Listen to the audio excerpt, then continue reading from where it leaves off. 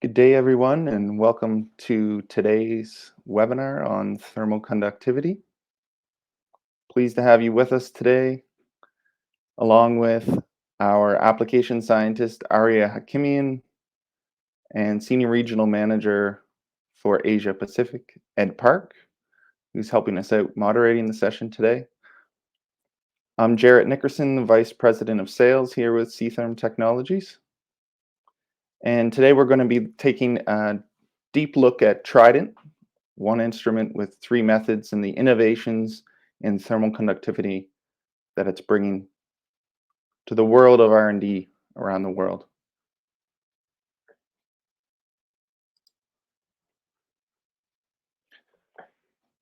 First, I'd like to introduce you to C-Therm Technologies. I see lots of people on the webinar today, some familiar names and also some new names, so welcome. Our reason for being, or our focus entirely here at C-Therm, is simplifying thermal conductivity testing for the materials of tomorrow. And what this means primarily is finding fast, accurate, and precise tools for the world of R&D to better innovate in heat transfer property and better understand the materials that they're working with and bringing ultimately to market and to the world of tomorrow. Our patented sensor, the MTPS sensor, which you see here configured in a high pressure cell, is at the heart of all of this, a single-sided sensor that provides the most rapid and most versatile testing capabilities. And we'll be taking a close look at that along with other sensor types. So how are we simplifying thermal conductivity for the world of tomorrow? We have three core product lines. First, on the far left, you see the TC kit, typically used in primary heat transfer research in an academic setting, for example, teaching heat transfer courses, how thermal conductivity testing works. It's based on the traditional transient plane source technique and pairs with an off-the-shelf Keithley source measure unit, the 2401. This is an entry-level kit that can allow you to get up and running on thermal conductivity testing, but does have some limitations. On the far right, you have the TX Touch Experience platform for understanding thermal effusivity of materials. And this configuration is used by Adidas and some of the biggest textiles brands in the world to better understand that warm feel or cool touch of the materials they're working with in textiles, sportswear, and winter wear. But the focus of today's webinar, and where we're going to be introducing some different applications and a brief video demo of how it works, is the Trident thermal conductivity platform, which allows you to configure the system with multiple methods. And this flexibility ensures that you have the right method for your materials, and you're not trying to force a material to the wrong sensor type or testing technique.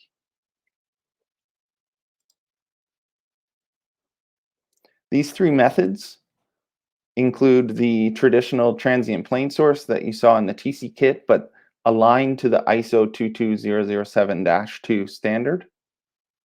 The needle transient line source, typically used for aligning with ASTM and IEEE standards for melted plastics and granular samples.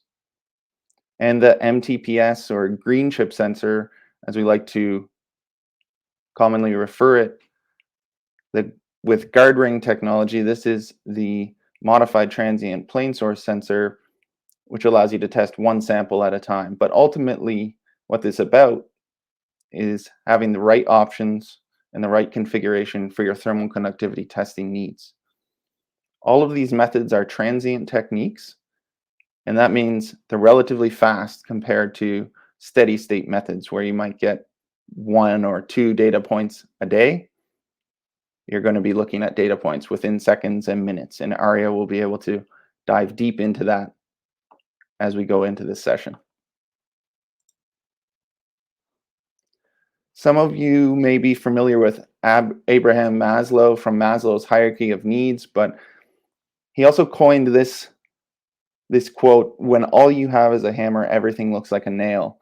And really, this is the idea behind Trident, and a common problem that we saw in the R&D QA QC market. It's that there's not one right method for thermal conductivity for all the different materials in the world. So rather than forcing one sensor style or one hammer to all materials looking like a nail, you have more of a toolkit and the right sensor at the right time for the right material.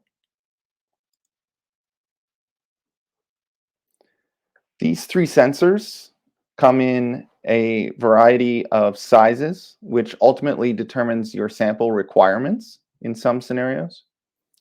So first we have the MTPS sensor on the left. This is an 18 millimeter diameter sensor surface, a platinum alloy coil deposited on a ceramic substrate with a glass coating. This allows you to measure one sample, whether it's heterogeneous or homogeneous, and take a through plane measurement.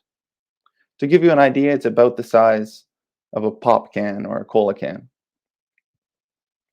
The TPS sensor, which you see in the middle here, is available in 6 millimeter diameter, 13 millimeter, and 30 millimeter.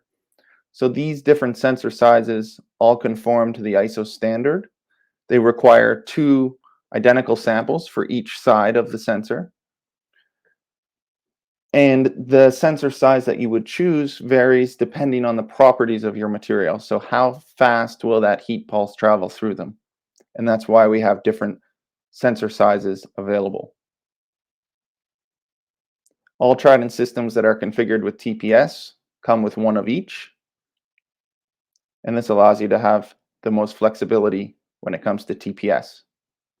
And lastly, the needle probe, which is 150 millimeters in length. This is a stainless steel probe that requires around 100 milliliters of sample. So of the techniques, you're going to need significantly more material than if you're testing a material on MTPS. But this is the best sensor if you're looking to test granular materials, large particle size, or polymer melts, which would otherwise adversely affect the other sensor types. So there's certainly a time and a place for it. Now, each of these sensor types do have a wide range of accessories that allow you different testing scenarios and environments. In thermal conductivity testing, the most important thing, once you have chosen the correct sensor type, is controlling the environment around the sample itself. So replicating the real world environment, whether that's temperature, humidity, compression. On the top left, you can see the MTPS sensor with the powder test cell. This is only requiring around 2 milliliters of sample. It's great for testing very fine granular particles of powders, whether that's a ceramic insulator that might be used to dope a potting compound or a conductive graphene powder. On the top right corner, you can see a high pressure cell for testing solids. So this would be typically used in geological and core sample testing and replicating deep beneath the earth pressure environments. In the bottom left, you can see the small volume test kit configured for testing liquids, again, around 2 milliliters. And with the MTPS sensor, the shortest heat pulse to avoid convection. And on the bottom right, you have the compression test device, which is critical for materials that will densify under compression. And there's no right or wrong answer in how much compression should be used. But the most important thing is that it's consistently controlled, especially in comparing data. With the TPS sensor under ISO 22007-2, we have a compression or a sample clamp on the top left corner. This ensures that there's good contact between the two samples and the sensor itself. On the top right, you can see the three different sizes that I mentioned: 30, 13, and 6 millimeter diameter. The bottom left, you can see it's a slightly different color. That's because this sensor goes up to 300 degrees C, whereas the standard yellow ones go to 80 degrees C. So there's some benefits here in terms of the max temperature. And on the bottom right, you can see the powder test cell.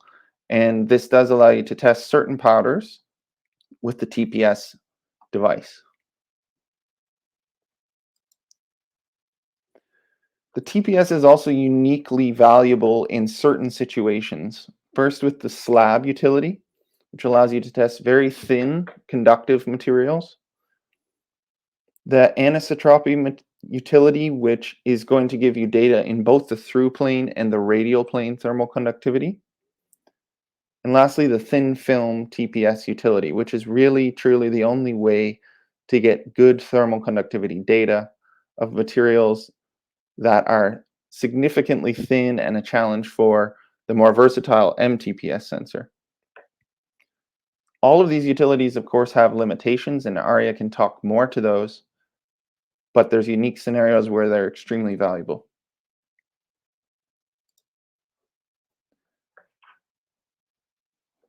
When it comes to method selection, so if you're imagining configuring Trident with the right sensors and accessories and utilities for your materials, we do have a comprehensive method selection guide for thermal conductivity testing, and I'll ask Mr. Park to drop a link to that in the chat box. You can simply download that. It's free. I think it's around 40 pages, and it really goes deep on understanding, based on your materials and your environmental requirements, which sensor will be best for your thermal conductivity testing. And lastly, before I hand things over to Arya, really the star of the show here, who's going to dive deep on some applications and give us an intro to Trident and what it looks like in the software, I want to share this testimonial from Dr. Henrik Jackson of NASA. Of course, in the aerospace sector, a longtime user of the MTPS, the single-sided green chip sensor, largely for nanofluids and understanding the heat transfer properties of different heat transfer fluids. And Dr. Jackson speaks to the ease of operation and the unequivocal results, which allows him to test powder and liquids. So thanks again for joining us today, and I'll pass things over to Arya. This will be recorded and provided to you within 24 hours as a replay. If you're having any issues accessing the webinar, the content, or the audio, please drop a message to Ed in the chat box. And also towards the end of the session, we'll have an opportunity for questions and answers. So please feel free to drop those in the chat box throughout the presentation, and we'll come to them towards the end of the webinar. So without further ado, I'll hand things over to Arya, our lead application scientist here at C-Therm, who's going to take us through all the principles of operation and more details about Trident. Awesome. Thanks, Jay. Hello, everyone. So I'll just be bringing up some slides here, but as mentioned, really what we'll start out with is a kind of a run through of the different methods that are available on Trident and discuss some different applications, different ways and different samples that you can test with these different sensors, and talk about those principles of operation and how each of these sensors compare to each other, but also specifically how they differ. So, starting out, what is thermal conductivity? One of the great things about C-Therm is we work with people all over the world. Some groups are very familiar, experts in their field. Others are a little newer. So just to kind of cover all the bases here, thermal conductivity, generally denoted as K or sometimes lambda, generally carries units of watts per meter Kelvin. So how does this all break down? What does that really mean? So you can kind of see from the image, the thermal energy, or that input into the system, is in units of watts. Now this goes across a certain material thickness denoted by M. And then this is, of course, across a specific temperature gradient from the sample side. So the delta T, or the temperature difference, noted in K. So that's really kind of the high level breakdown of conductivity. And really what it is, it defines the rate of heat transfer through a material. Now, you probably experience the effect of conductivity in your day-to-day life. Things as simple as cooking at home. You can imagine different pots and pans have different thermal properties. In this example, you see a cast iron having about 52 watts per meter Kelvin. A very good conductor of heat, ideal for certain scenarios. But obviously, you want to be cautious and not grip that with your hand. If it's really good at conducting heat, it's probably going to be quite hot. So comparing that to the other side of the spectrum, something much lower in conductivity, like the cotton towel, much lower, much more of an insulative property, and therefore protects your hand and reduces that heat transfer through the material. So again, whether you're in an academic setting doing research or even just in your day-to-day life, thermal conductivity is it's a big part of what's going on in the world around us. Now, when we're talking about thermal conductivity more from a scientific perspective, the actual value or the measurement of conductivity will really depend on a few factors. With respect to the material, looking at the phase, whether that's a solid sample, maybe it's in a liquid or a melted state. If it's a solid, maybe it's not consolidated, more of a powder, or even in a paste. So the format of the material will be very influential on the effective thermal conductivity of that material during testing. Also, other aspects: structure, overall composition, if there's a filler, the density, so how dense that sample is, and maybe it's something that's compressible, so how much applied force you're introducing and changing that localized density. These can all be things that come into play. And final note there on saturation. So if it's a wetted sample, is it in a dry state, semi-saturated, or fully saturated state? These can all be important aspects to understanding and quantifying the thermal properties of your material. And this is why really with C-Therm and our line of methods, the MTPS, TPS, TLS, they all lend themselves to different scenarios where testing under representative conditions is important.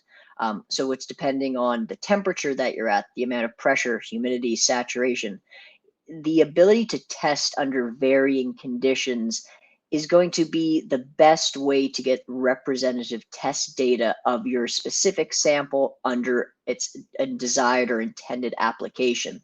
If you're testing something that's primarily in a compressed state, one of the examples we see quite often is gap pads or thermal pads that are used as thermal management heat sinks and different electronics. If that's compressed to a certain extent, you're going to want to test the thermal conductivity under those conditions rather than in an uncompressed or an overcompressed state.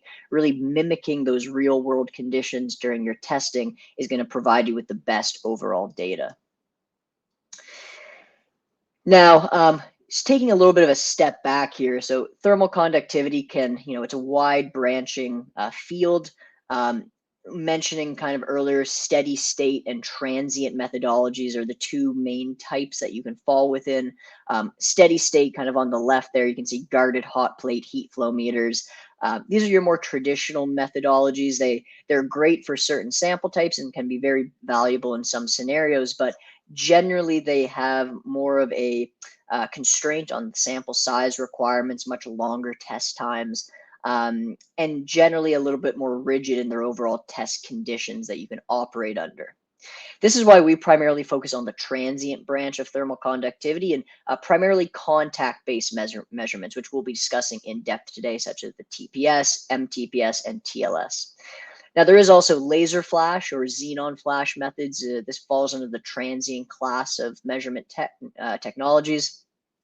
And while very appropriate for certain applications, like really high temperature, going into the 1,000, 2,000 degree temperature range, it does have its own set of limitations with respect to the overall sample types that it can test, certain limitations again on sample size and also on sample preparation can be rather intensive for laser flash.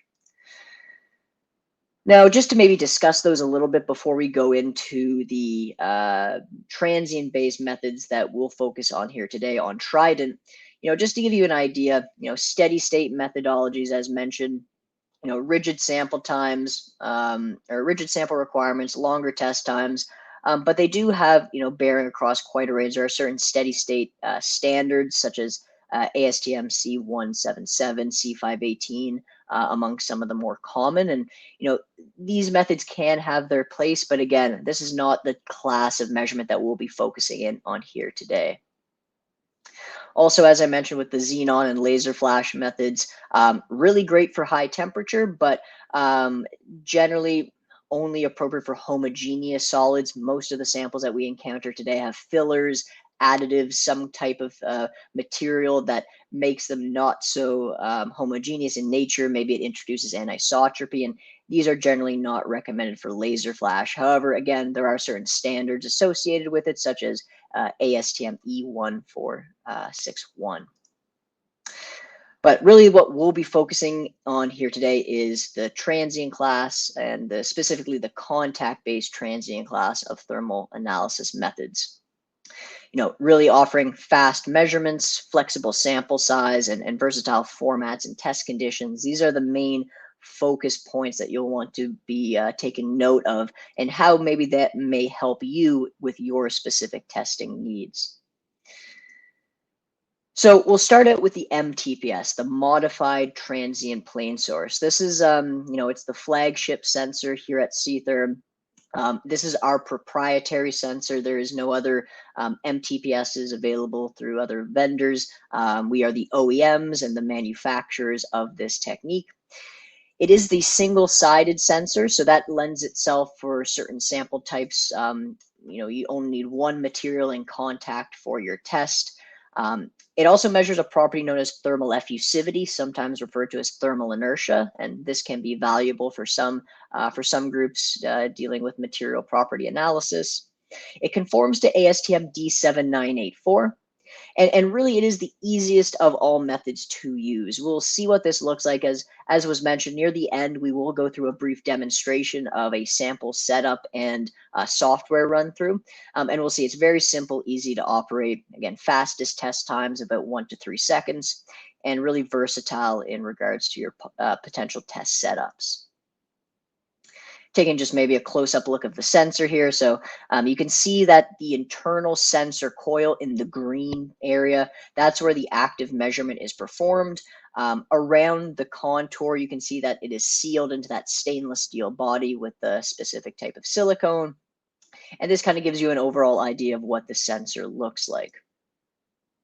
Now, from a principles of operation standpoint, the MTPS and really all transient-based measurements work off a similar idea in that you're delivering a known amount of thermal input to the sample from the sensor, and this is being monitored over time. So the change in temperature that's introduced is monitored as a function of time, and the extent of that change can be representative of that material type. So you can see a foam or something lower in conductivity will have a much higher increase in temperature, and something like a metal, being much higher in conductivity, will experience a much flatter or shallower curve. Now, there is a few things that really differentiate the MTPS from any other methods that we'll discuss here today, and one of those being is the guard ring. So the guard ring is a proprietary technology. It's an innovation that's only available on the MTPS through C-Therm. And what it does is essentially it surrounds the circumference of the measurement area itself. During the initialization of the heat pulse, the guard ring will initialize simultaneously. And what this does, it acts to prevent any lateral heat loss from occurring. So what that means is with your MTPS, you're always getting a directionally dependent measurement. Also with the MTPS, as mentioned, is a factory calibrated method, which makes it very simple and intuitive to operate. We will see that there is no need for any linear regression or extensive, test parameter adjustment. It's very plug and play. Just a note on the directionality to your measurement here. So depending on what surface is in contact with the sensor, this dictates the direction of your measurement. So you can imagine if you put the ZX plane, so that bottom part of the cube, in contact with the sensor, the heat pulse is going to fire along the Y direction, and the results that you're going to get are going to be indicative of that specific plane. Now, if your sample size allows for it, you could rotate the sample onto its side and perhaps put the left side of the cube or the back side of the cube in contact with the sensor and map out those different directions completely independently of one another. So it gives you a very simple and easy way to map out different directions within a material, and this can have a lot of bearing for anisotropic materials especially. Talking about some key applications where the MTPS is used, you'll see, really it's one of the widest encompassing methods, everything from fabrics and textiles to oil and gas, electric vehicles, polymers. I could go on and on. There's a very wide range of application area that we are dealing with where the MTPS is used as the primary measurement technique. Some reasons it's used is for the sample size, the representative conditions. Other times, whether you're in the R&D or QA, QC process, you need fast, rapid measurements. And really the MTPS lends itself to all of those criteria in these various sectors.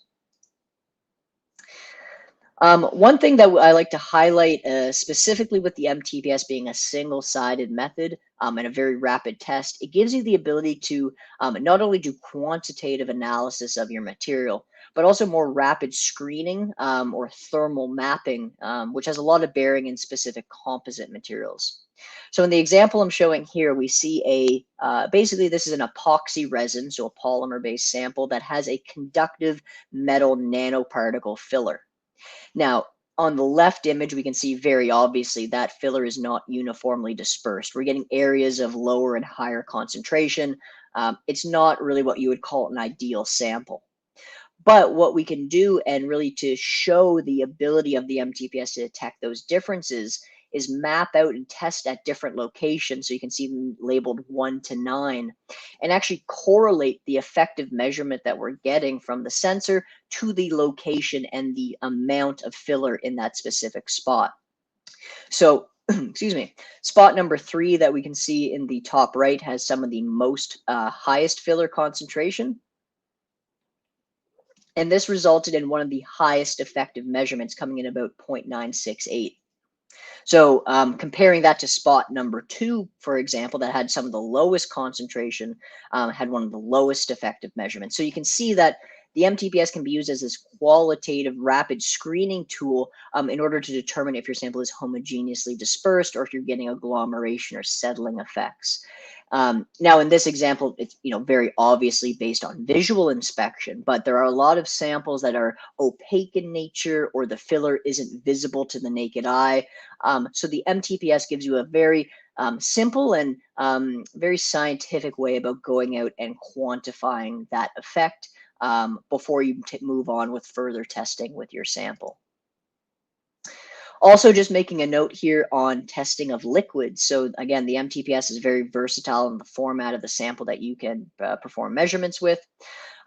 One of the biggest advantages is it avoids convection errors. Convection errors are one of the most challenging aspects of testing liquids for some measurement techniques.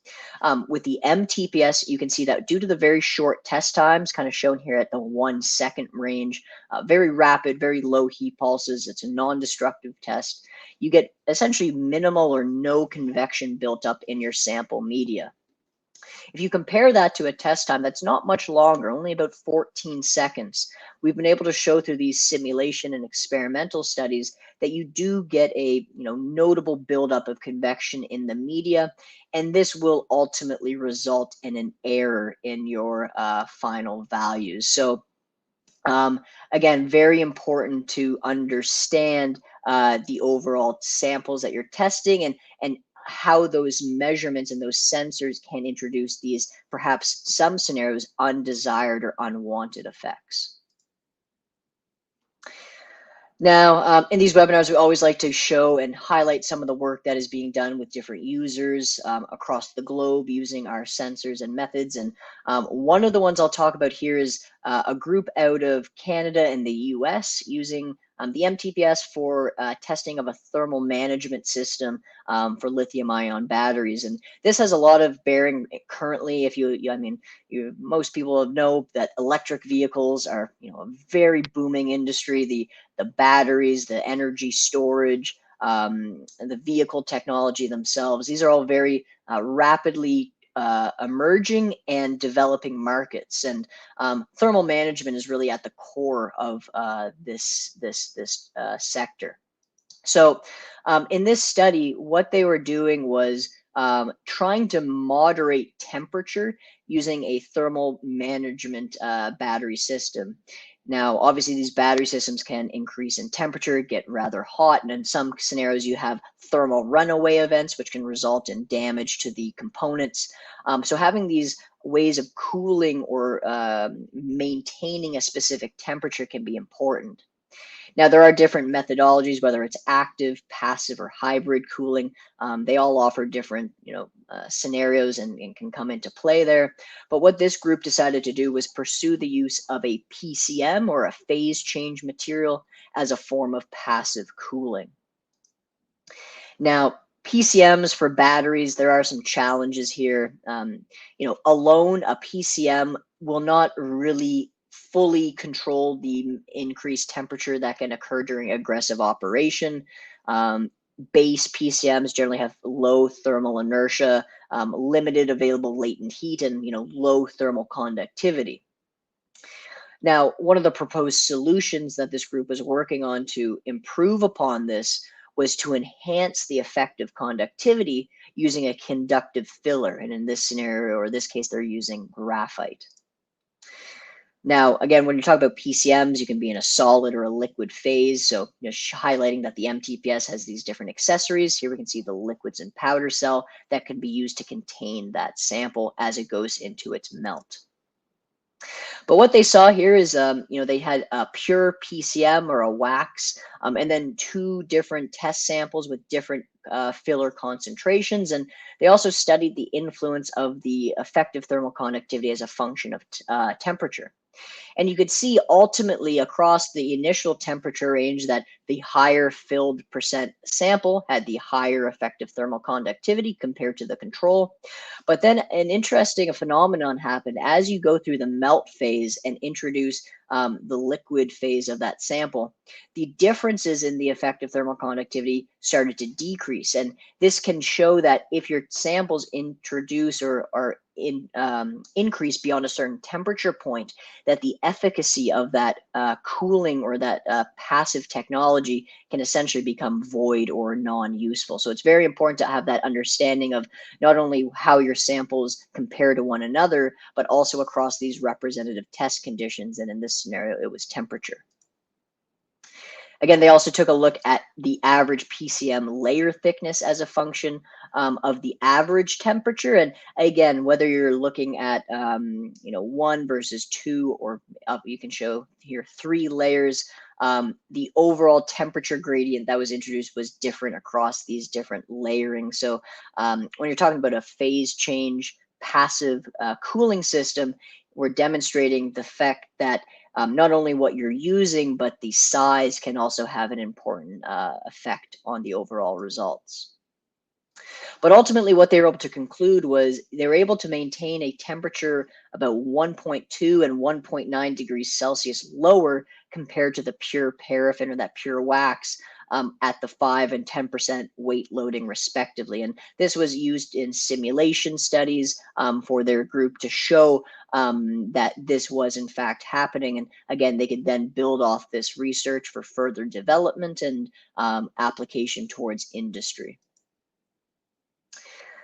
One of this another group out of China here is using the MTPS for comparing thermal conductivity of nanofluids with a filler material, but actually looking at the different size shapes of the filler. So here we're analyzing not only the effect of the filler itself, But at the same loading, the different size and shape of that filler can also have an influence. So the goal was to increase the overall conductivity, but the influence of the different size was of interest here for this analysis. And you can see in the SEM images below the different types of the silver nanowires that were used.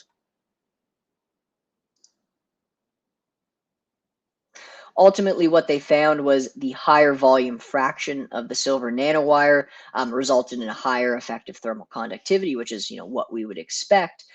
However, they actually found a notable effect of the aspect ratio. It was very pronounced.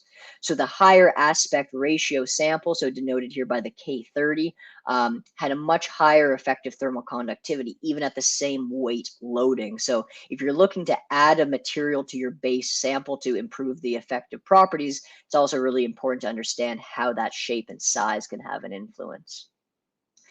So now jumping into the TPS method a little bit, to compare some of the differences here, it's a double-sided method. We'll take a look at that a little bit further, but really it conforms to the ISO 22007-2 standard, which is what a lot of groups are interested in. But we'll go through some different examples of how this can be used. Some of the advantages, there's no contact agent needed, and you have control over your test conditions and parameters, but there are certain disadvantages, essentially lending to the fact that it's a more advanced method for thermal analysis. During your test setup, you have much more freedom of control from a principles of operation standpoint. But one of the main things to note is it's a double-sided sensor, so you need one sample on top and bottom. And there's actually also no controlled directionality to your test here, so you have to keep that in mind as well. With TPS, ultimately, you have to go through a verification process post-measurement, so there is a little bit more work required on you as the user in order to go through the verification and validation process. Not to go into this too far here, it's maybe a little small on your screen, but this is essentially what the roadmap looks like for validating and verifying a TPS run. As you can see, it's these different checks that need to be gone through and completed, and they all work in tandem. And after you go through that full verification process, then you're able to accept your results as being validated. And the reason why you have to go through that verification process is because you can test a sample with 3 completely different sets of conditions, and they may not all be right. One of the things that you always assess is the probing depth, so how far that heat pulse travels into your material, and therefore it's going to be very important that you have an understanding that different temperature introductories from the test side can have a different overall effect on the measurement itself. Key applications for the TPS generally involve different polymer, metal samples, but also lends itself really great to concrete, building materials, and geological samples as well. Now, there are different algorithms that can be used. Bulk here, just to highlight, is one of the simplest forms. It's for isotropic samples.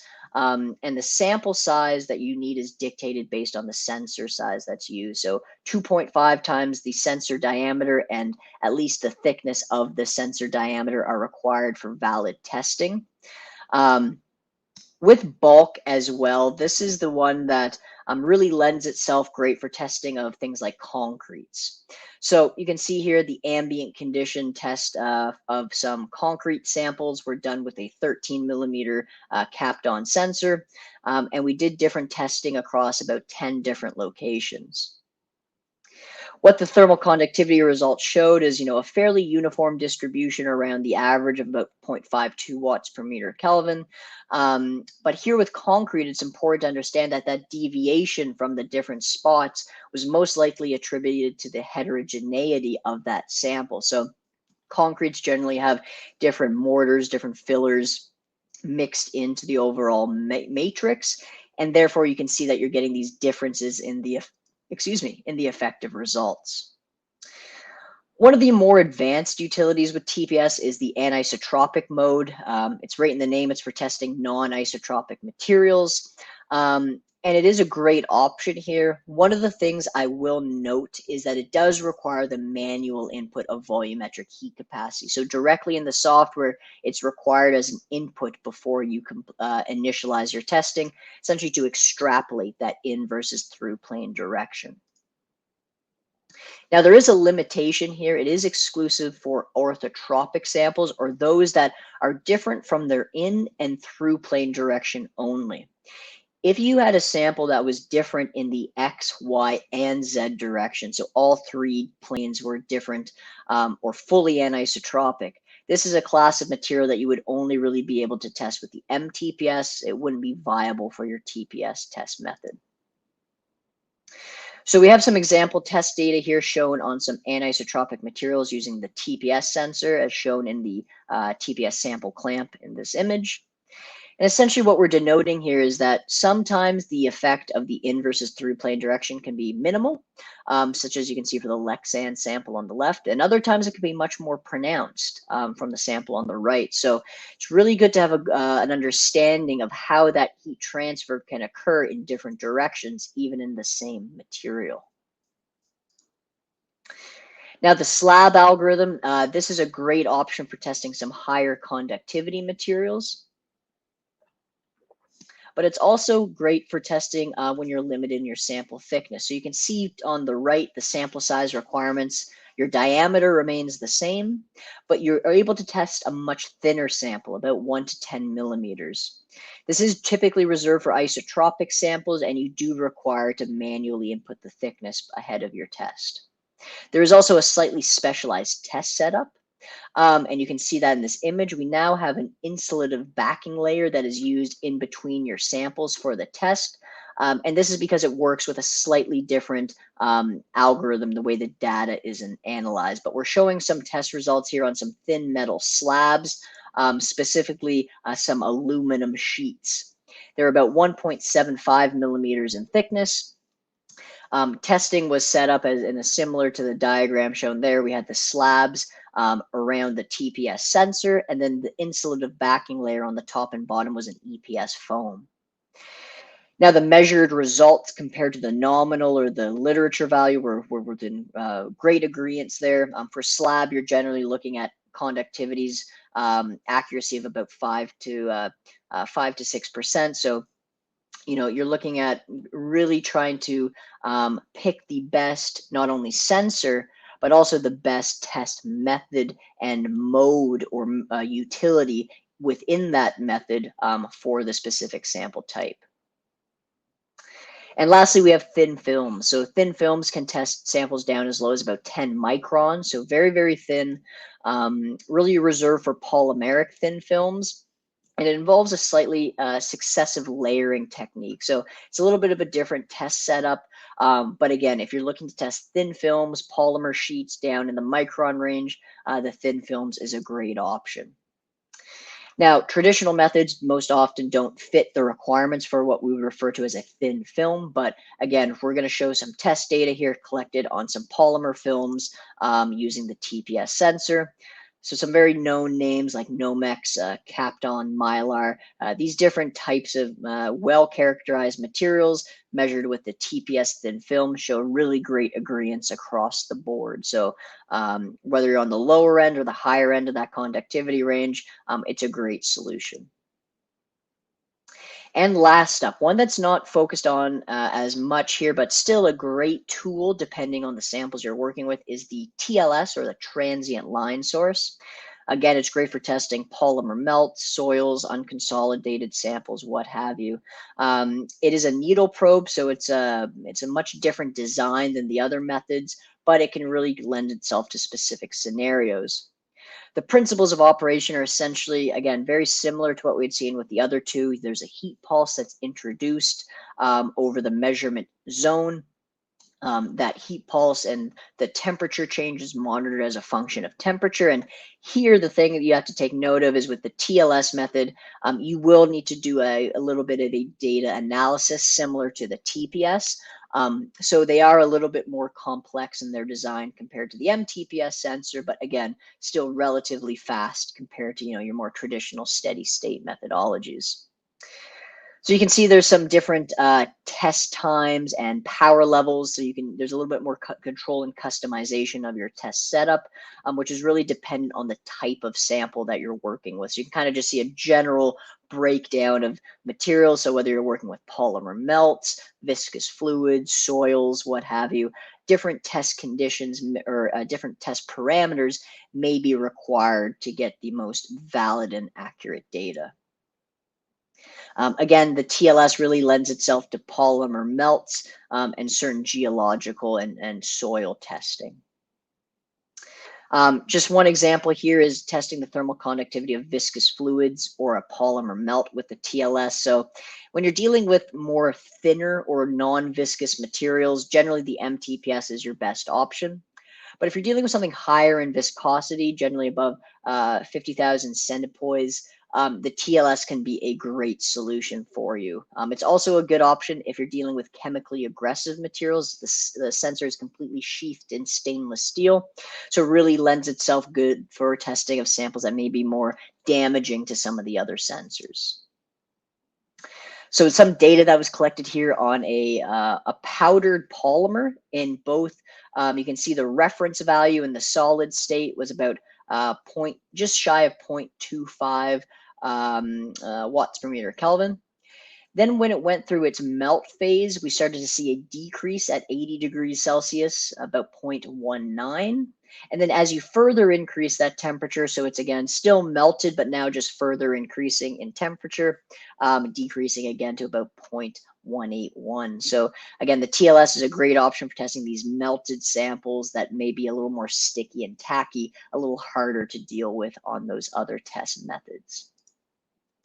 But now we're going to actually go ahead. I'm going to share a video and kind of run you through a test or a demonstration of the MTPS and the TPS methods on Trident. So I'm just going to stop sharing the screen and bring up the video to show you. And I'll talk about what's going on over the course of our test. So there's no sound in this video, but as you can see from the screen, we have the two different sensors placed in front of the Trident unit. There's the MTPS right there, and then the TPS placed inside of the TPS sample holder. Now we'll start out with the MTPS sample testing here.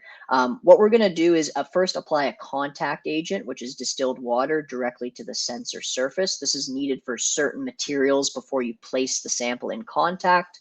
And for us today, we're going to be testing a polymer. So you can see this orange polymer sheet. It needs this contact agent to be placed first, and then we place the sample on top. And then the last part of your test is to place a 500-gram weight on top of your test setup.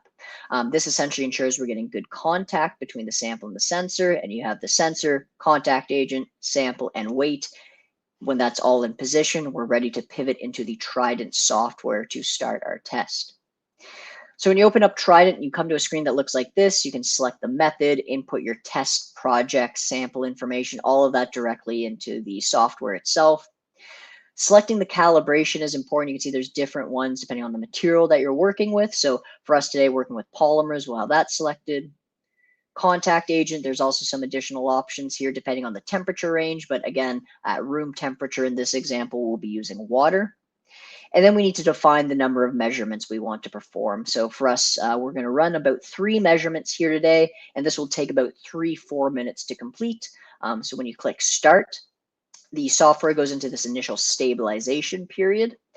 This stabilization period occurs before the first measurement is taken, as well as in between subsequent measurements of your test set. With any of these transient-based measurements, it's very important that the sample and the sensor is at a stable isothermal condition before the initialization of that heat pulse for the actual measurement. So the stabilization period, you'll see occurring a couple times throughout the measurement process here. When the stabilization period ends, the data acquisition stage will begin, and we see that occurring right now. So the data is acquired, and then it goes back into that stabilization period before the next measurement is taken.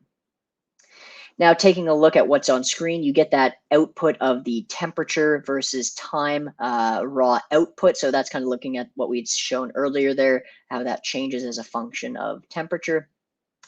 We also kind of just looking at the data, we see conductivity in watts per meter Kelvin and also thermal effusivity. Both of these are reported directly in the software themselves. And these are related thermal properties. but they are both reported there as simultaneous outputs.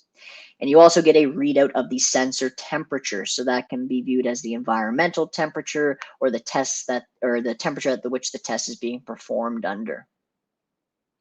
So for us here, you can kind of see that this is an ambient room temperature. It's a little warmer in the office there today when I took this recording. It was about 25, 26 degrees. So we're taking representative measurements under that specific set of conditions.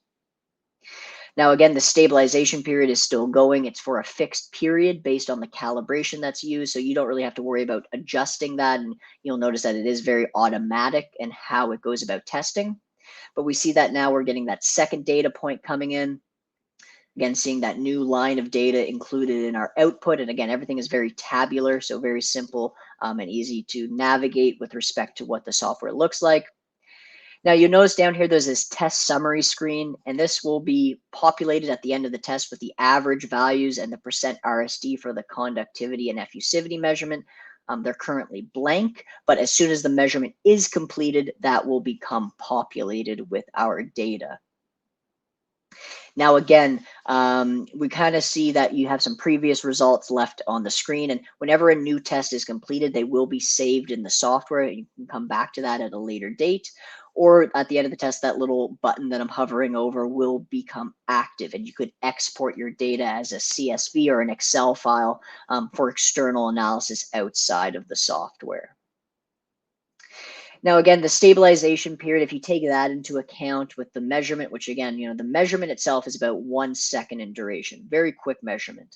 The stabilization period, depending on the calibration, anywhere from maybe 50 to 60 seconds or so. So really, again, we're getting one measurement about every minute. So a very rapid technique, and we're seeing that third and final measurement come in right now. See that third line that is now populated in the screen. We're also noticing our average values and RSD is reported, and the data is saved in the software. So that's really the quick rundown of MTPS. Again, very simplistic, very easy to navigate. What we'll do now is pivot and show you how you set up a TPS sample and the differences in the setup, but also the software and how you run your test. So moving the sensor out of the way, we'll bring the TPS into position. With the TPS, again, we need 2 samples for our test. So we have these 2 pieces of stainless steel, 2 identical samples that you can see here. One is placed below the sensor, positioning it about center, and then the other piece is placed on top. Now, again, here we could use a standard 500-gram weight, but with the TPS sample holder, it's a great accessory, allows us to apply that compressive load using the clamp device that we're showing here. So we place that in position, apply a fixed tightening to make sure we're getting good contact, and now we're good to go. So your sample is now sandwiched in between the sensor, and you also notice there was no contact agent used. That's an important distinction to make between these 2 methods. Now, when we open up the Trident software and use the TPS method, we can see, again, similar, we can set up your test details. But really the important thing is looking that now we can have full control over the power and time and test duration. So this is fully customizable based on how you want, but based on the material type that you're working with, there are these kind of recommended starting points. So you see if I click polymer, it brings me to a certain fixed position for time and power. If I change that to steel, again, these positions change. So these can be used as reference starting points, but you always have the ability to adjust those as needed. So these are just kind of recommended. They're not calibrations. You have full control over your test design. So I'm adjusting it here to about 1.5 watts in 10 seconds, and we're doing a bulk measurement. And then we're going to start our test. So the biggest thing with TPS is, yes, you do have full control over the measurement, but you may need to take note of the overall properties of that sample and select those power and test settings according to the material. And again, the way we go about verifying that everything was done appropriately was following the ISO requirements and those ISO verification checks. Now, in our kind of example here today, we won't be going through a full in-depth analysis. We'll take kind of a look at the higher level aspects of TPS, but again, we'll see how that looks like when the data initializes. And seeing here again, it's in that stabilization period, because this is again true for all of these methods. There's a certain stabilization period that is required before the measurement begins. And again, it's just to ensure that we're getting good, stable samples before you initialize that heat pulse for the measurement itself. Now with the TPS here as well, we are only doing one measurement. So unlike the MTPS, which was multiple, you'll see here when the data acquisition begins, it is simply one measurement that will be reported for this specific test. But we can see the data coming in real time across the 10 seconds that we've put it to run for. When that measurement completes, we'll start to notice a few things. You see these green bars populate these other plots down below. And then you also get some, data reported on the side. But this is just really the starting point. This is not, we're not done now. Now we need to go into verifying and adjusting our settings and perhaps our analysis window. So some of the adjustments that are made with TPS are simply based on the green bars. So we're only defining a certain region of our analysis based on our test settings. So sometimes the ISO checks will simply require us to adjust the region that we are in. So you can see moving the bars to a different time, we bring more data into the analysis down at the bottom. On the other side, though, I could also move the lower end and reduce the amount of data and really control which region we're analyzing. And again, all of these things shift accordingly. Now, the way you go about verifying these checks, again, the ISO will give you a very good explanation. Sometimes it's based on qualitative analysis, others are quantitative checks. But ideally, you just work by adjusting these parameters. Sometimes you may need to go back and adjust the settings and rerun. Other times, you'll just simply work with the data that we have access to. But after you go through that full verification, you're able to accept the conductivity and diffusivity value and on the side there. So diffusivity is reported here with TPS. And you also get a calculated value for heat capacity. So this is by no means a direct measurement like a DSC or a calorimeter, but it does give you an approximation. Now, again, all of the data is saved in the software, so you can come back to that at a later date, or again, export your data as needed. So again, that was the quick run through of MTPS and TPS here. Again, just highlighting the fact that with TPS, you simply needed to go through a little bit more of a verification process at the end of your test in order to determine the appropriate region. And obviously in this example here today, we went through that very quickly. We didn't really fully conform or really validate every single one of the checks, but just wanted to show to you all that that's essentially the difference there. It requires a little bit more user input from your end.